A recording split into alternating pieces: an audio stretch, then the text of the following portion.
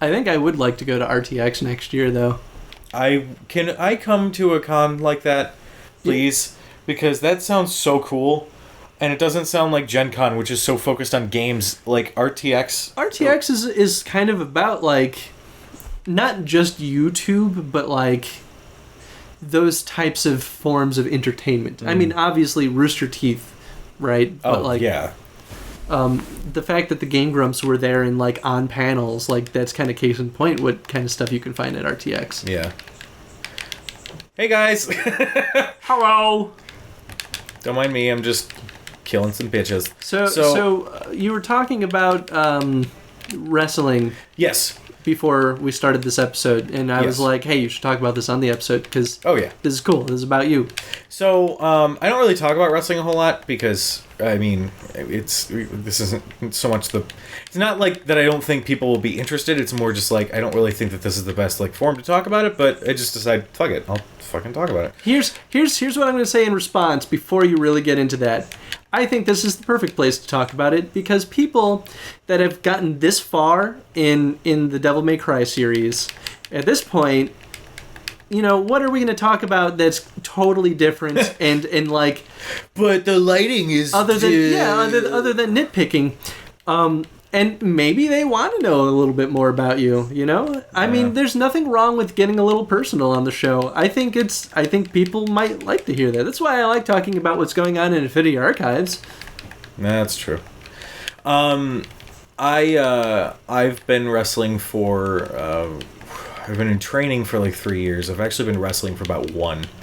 And like on it took shows. A while to persuade them to let you like take the reins. Little bit, but honestly, looking back on it, I'm actually glad, because the longer you're in training, the more and more you're soaking up and learning. Well, yeah, it's dangerous too, because one fuck up and you could just wreck your life. Yep, it's easy. It really is that easy to mess up that bad. It's terrifying, man. I felt that fear when I was learning stage combat. Like, oh yeah.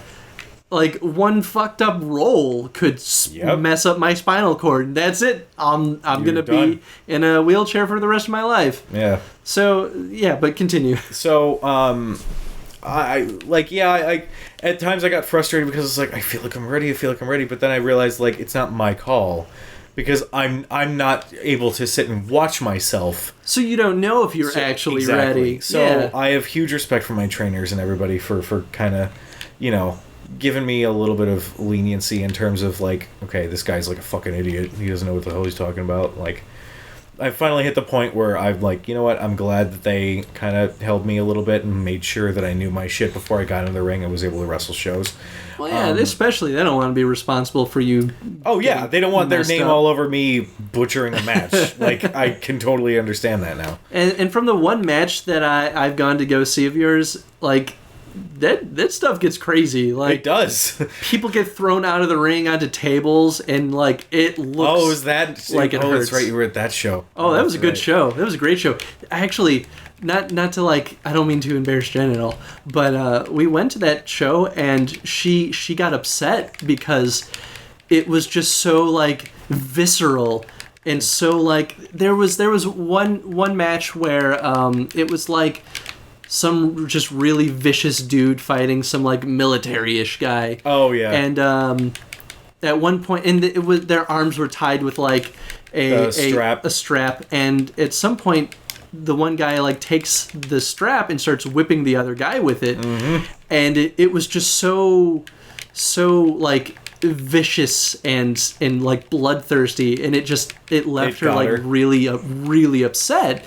And I totally understood too, because it was like even from like the first match, it was just like, oh god, you kind of cringe when some of these things happen. You're just like, oh god, it's so just, and violence is so different when you see it in person. Yep, that's one of the things that, like, it sounds so weird, but like when you watch a lot of wrestling, like there are times where it's like, okay, come on guys, like I'm breaking kayfabe, but like, yeah, come on, this doesn't even look real, you know?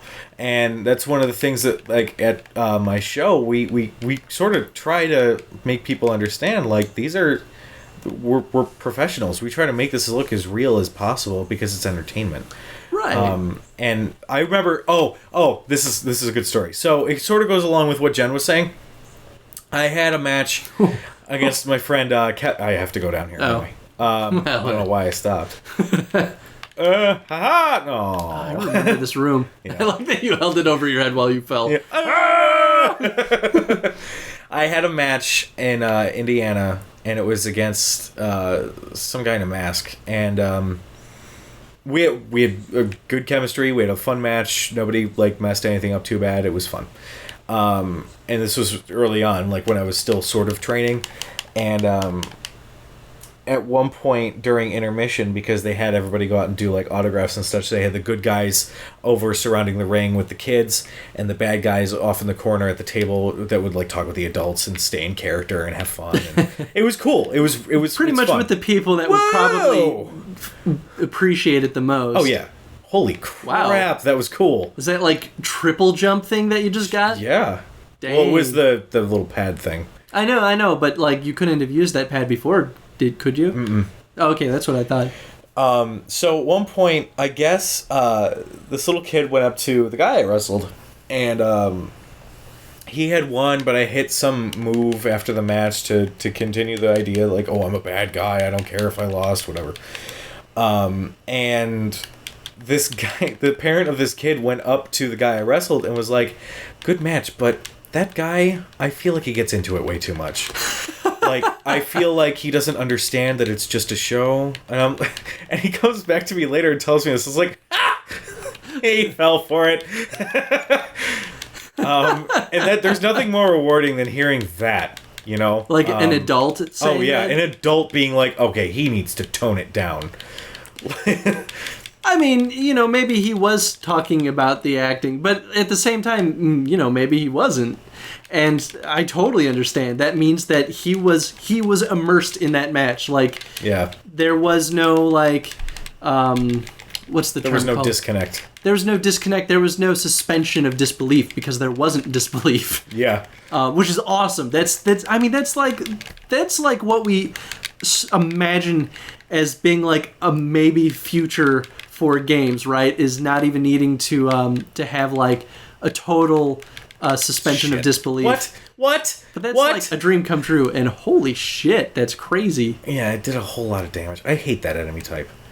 You killed him though? He killed himself. More like it was a kamikaze bullshit.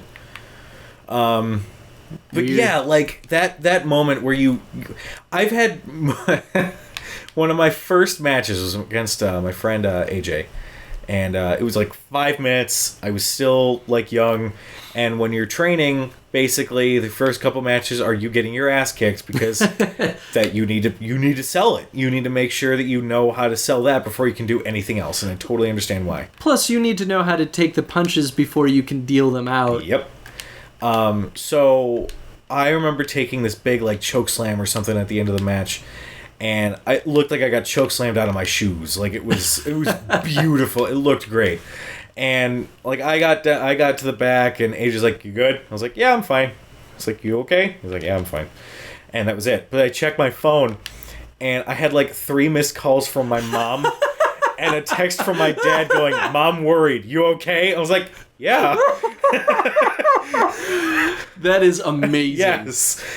That was the show that my nephew came to see, and he did not like that I got beat up so bad. Oh, so if someone is gonna come to see you, they want to see you just be fucking awesome and kick ass.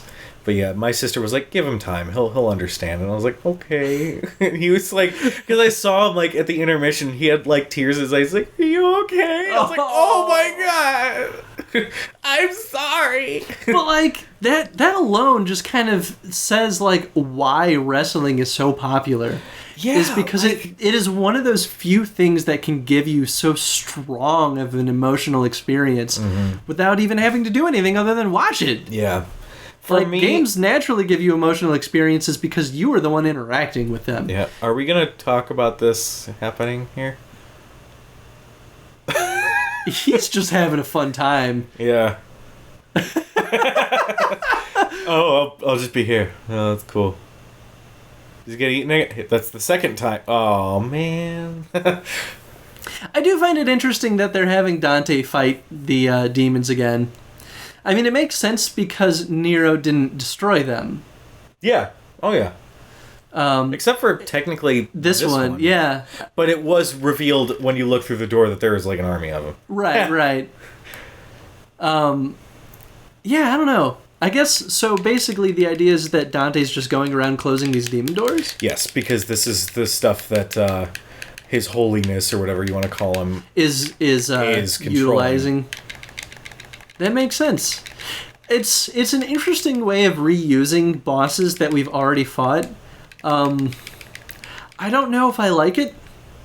I mean, okay. Oh, I'll just jump into his mouth. I haven't really asked you much about the last one that we fought, the one with the dangly bits.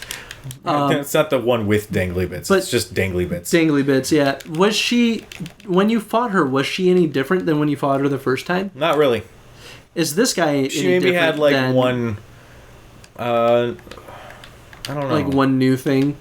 Yeah, I think they just have like one new move or something similar like that. That's a little disappointing, actually. I feel as though if you're going to reuse an existing challenge or reuse existing content, you really need to make sure that you're offering a different experience.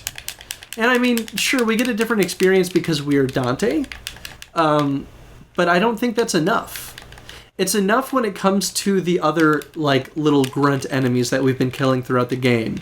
It's not enough when it comes to the bosses. Yeah. Because, really, our approach for the bosses is actually going to be pretty similar to how we fought them last time. Yeah. Well, remember, while that is the case, one of the biggest advantages for Nero was having that Devil Bringer.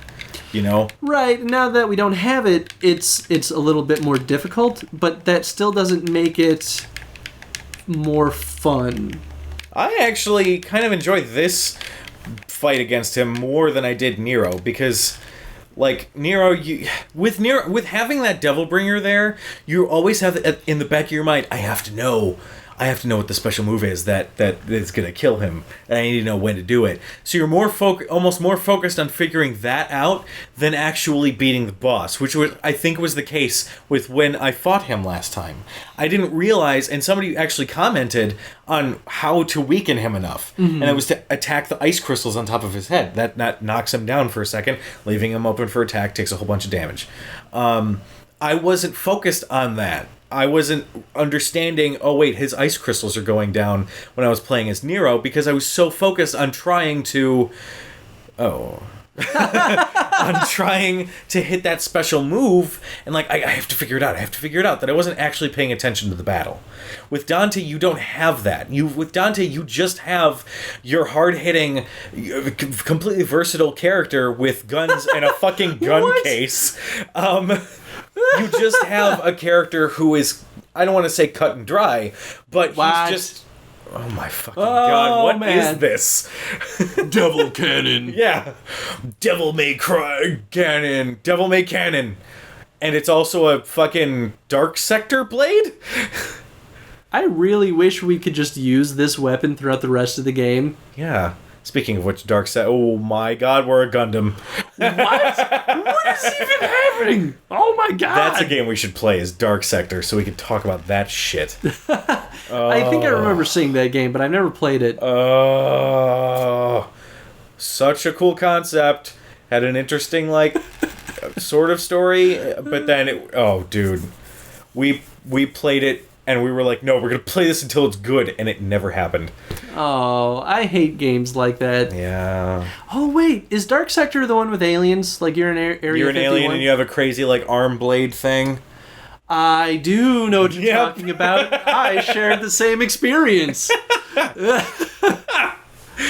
Ooh, 666 calamitous forms. Oh. It spells misery and disaster for countless foes. Oh, we do have it. Can we actually use it? Yeah. Oh, I have to hit the button. It's a weird flamey crossbow, machine gun. I can aim the crossbow thingy. But no giant mecha. Hold on. Oh? There it is. Boom. Oh my god. All right. Well, I guess I stand corrected. That's kind of awesome. Oh, okay. All right, everybody. Well, that's it for this episode. Yeah. hopefully you guys are finding it entertaining from hearing me talk about wrestling. Feel free to ask me any questions or whatever, or stuff you want to know, and we'll go from there. Mind you, understand before the wrestling community comes out and kills me, I am only a couple of years in.